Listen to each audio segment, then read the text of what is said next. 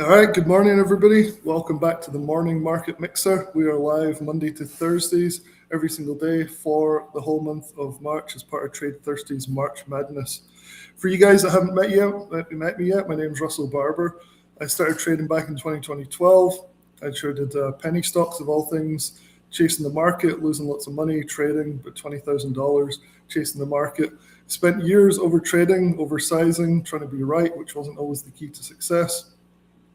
The turning point was when I actually got into intraday SPY options and zero DTE trades a few years ago now, and looking at just one quality setup per day with well-defined entries, exits, and strict risk management.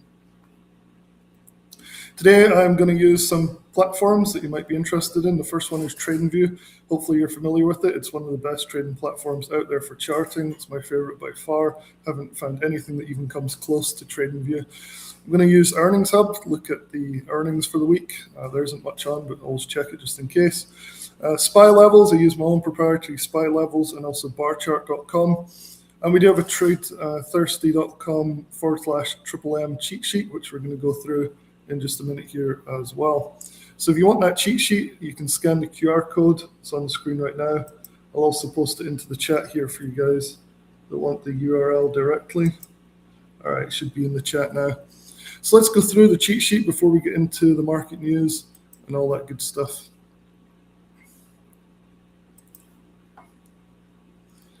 Cheat sheets right here. All right, this is the cheat sheet. Pretty simple. Introduces you guys to zero DTE trading. If you cross it yet, it's become really, really popular over the last 4 or 5 years. Zero DTE obviously stands for 0 days to expiration. So this is just intraday trading. So I'll just be looking for these zero DTE contracts to take trades for a few minutes to up to maybe half an hour or an hour. Don't like to hold them too long because they lose value pretty quickly as time decay sets in, and theta basically burns the premium. So that's one of the biggest risks of zero DTE trading, is being stuck in a position for hours and hours as theta decay eats away at your premium. So you really want to get the right trade quickly. You want to look for breakout trades or trend continuation trades that happen within minutes or less, sometimes very, very fast trades to maximize your chance of being profitable.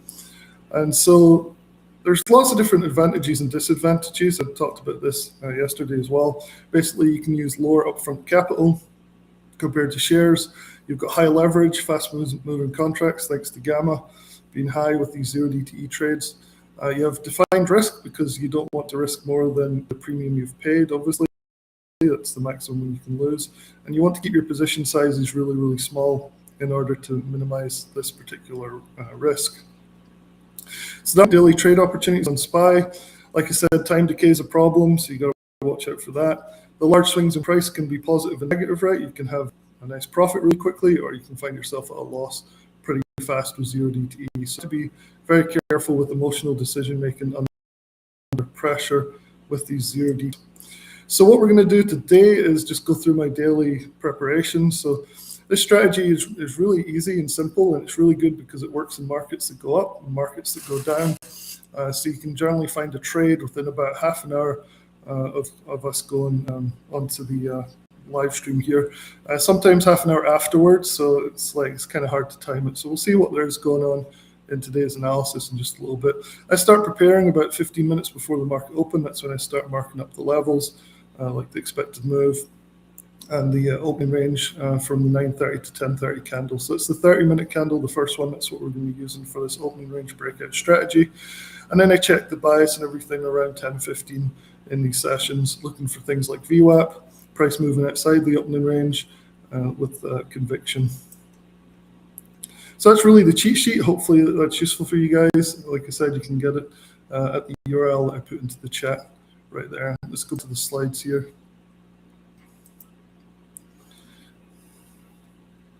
So a quick overview of SPY. Everybody's familiar with this, but just for completeness. An ETF, obviously, an exchange-traded fund. It tracks S&P 500, which has 103 stocks across 11 different sectors.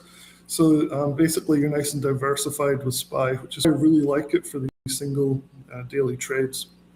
It was launched in 1993, so it was the first US ETF ever listed. And the best thing about it for 0DTE trading is the liquidity and volume on SPY. So it's the main reason I use SPY. I don't bother with all the other tickers. A lot of them don't even have 0DTE contracts on them. So SPY is the main go-to for trading here. All right, today's agenda. So we're going to go through the SPY ATM alert, the premium service that I run every day. There's a trade usually, although today or yesterday was an exception. It's a service that puts out a trade at 10:30 Eastern time most days.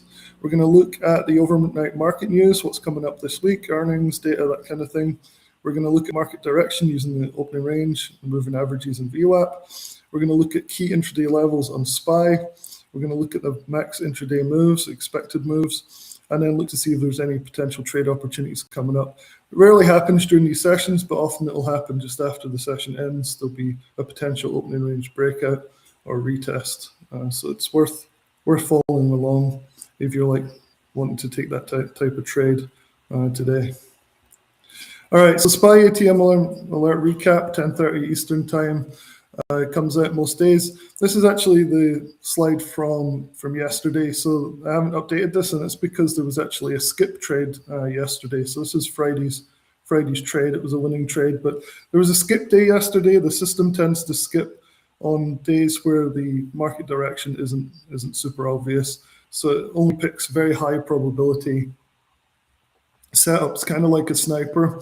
It will only give you the setups that are really high probability. So it'll actually just blank out all this details with so just kind of blank it all out so you can't actually see the alert.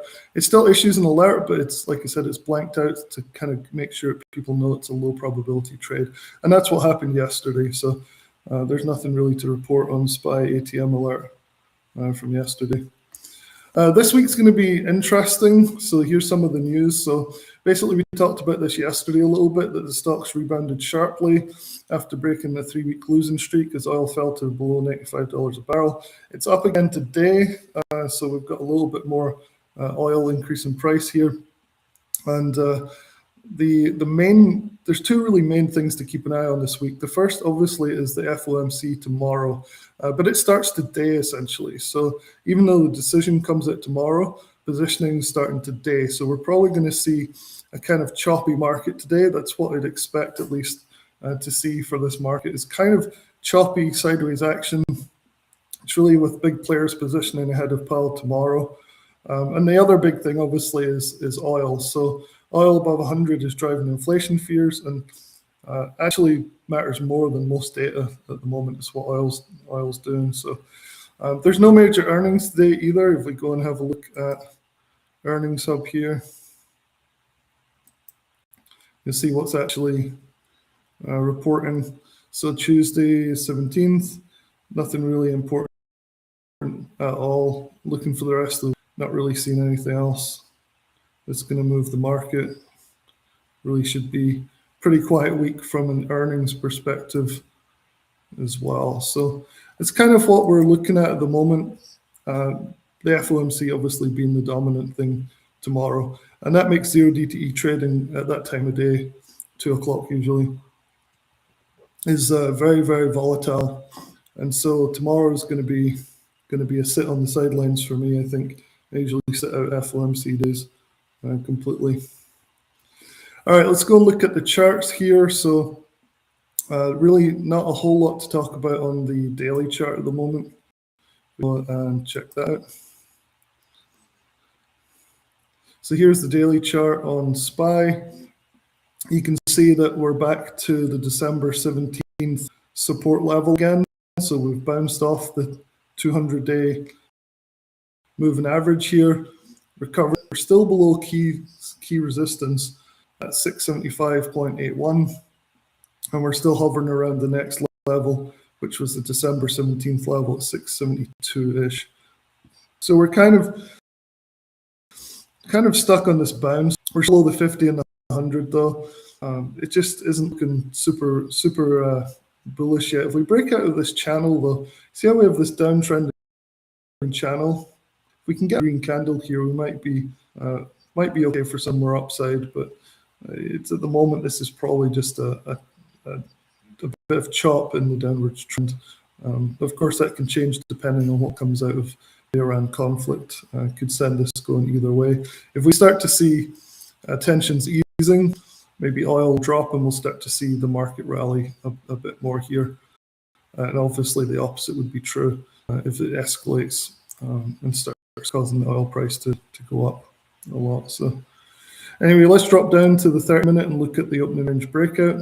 It was tight today, which was pretty surprising for me. I thought we were going to see more volatility open, but here's the 30-minute chart on SPY. Just going to hide the moving averages here. Put on the VWAP. So we had this range from 674 down to 672-ish on the first 30-minute candle, which is a 0.45%. So it actually suggests more likely trendy, but to me that's a little bit unlikely given the fact that we have this setup day for the FOMC tomorrow. So I'm fully expecting chop inside the range here, but I could be wrong. You know, we'll see how it works out. But at the moment we are inside the opening range, kind of in the middle of it right now. So we'll see what this big red candle does. The expected move is actually smaller today than normal. You can see there's the expected move up the top here at 676.1. The expected move is at 670 roughly. So we have a tighter than normal expected move today.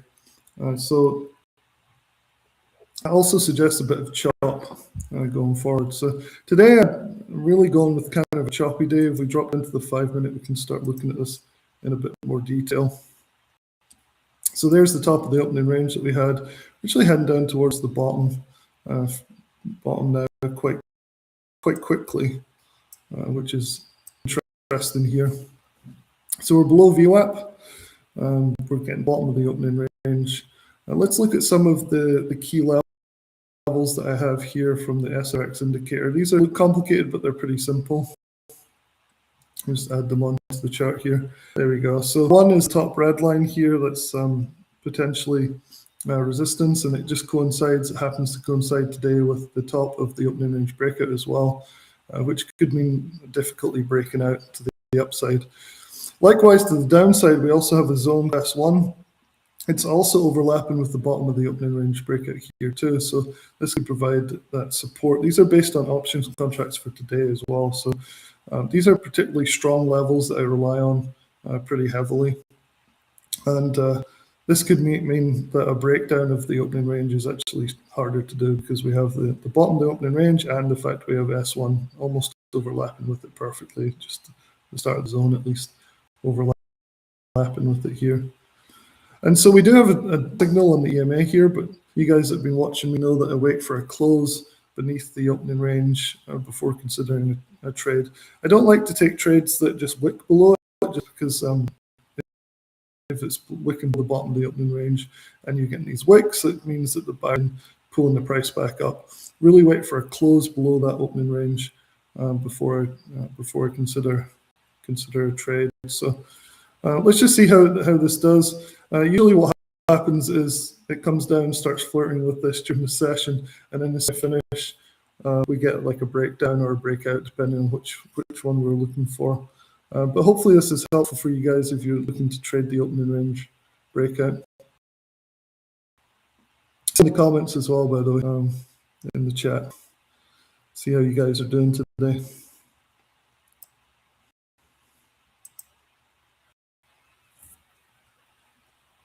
So we're below the 80, that's what this red line is, and just kind of hovering towards the bottom of the opening range. Hi Dan, just saw you said hello. So also here's the pre-market high. You can see we're kind of hovering around the pre-market high as well. That's what PMH is. It's 672.72.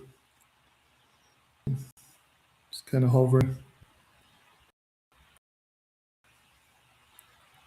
A few minutes here, see if it's going to pick a direction and break down or not. There we go. We're in a downward trend on the 1 minute at least. So I'm going to start looking at contracts just in case we get a move here over to Thinkorswim, which is my favorite broker. I'm looking at the 0 DTE contracts, obviously. I don't pick anything fancy, just go for close to the money. So for example, in this case, I'd be looking at the 672s. So 672 puts for my active trader, which I love. If you don't use active trader and Thinkorswim, definitely give it a shot. It's a really, really nice way of doing things.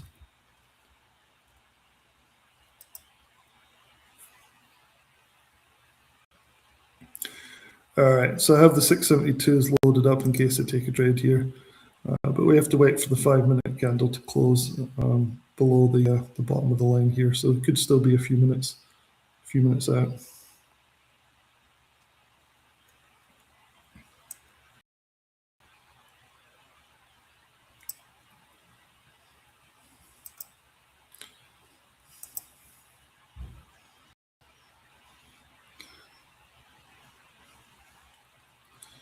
Perfect rejection off R1 earlier. It was really nice. These levels are really solid. They were developed by my friend, and some of the best levels out there by far.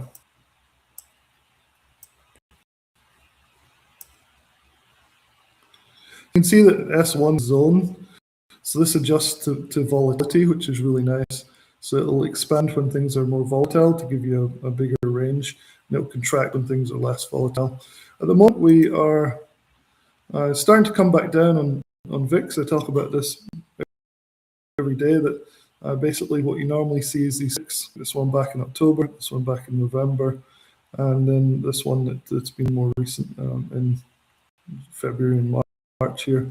And it's exactly what we always see is we start to see a spike, and then it just starts to fade back down eventually to the baseline again. The volatility spikes.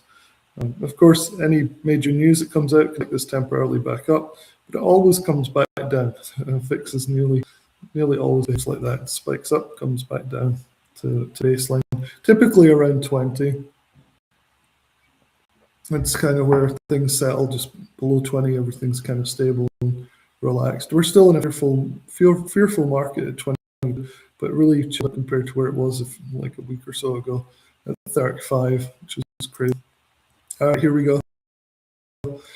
So we hit down on the 5 of the bottom range and of S1. So if we close down here, this would be a good time for me to play a breakdown trade from the opening range.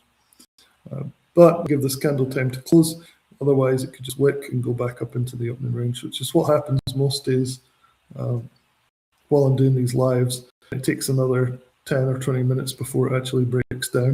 It's been a pattern that's repeated itself many times. It just happens. It happens that way, I guess.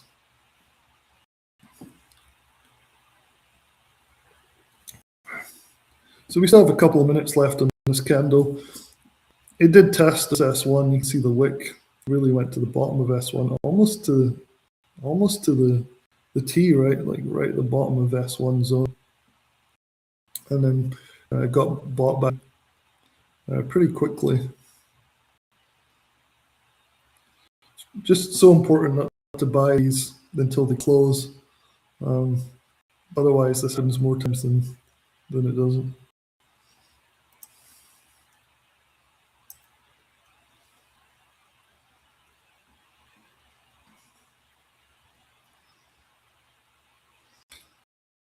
A big tail down in S1 and then a bounce back up.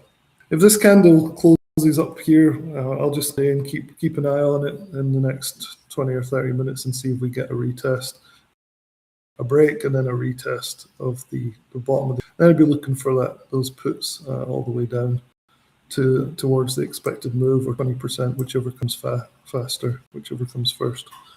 So yeah. The expected move being down here, S2.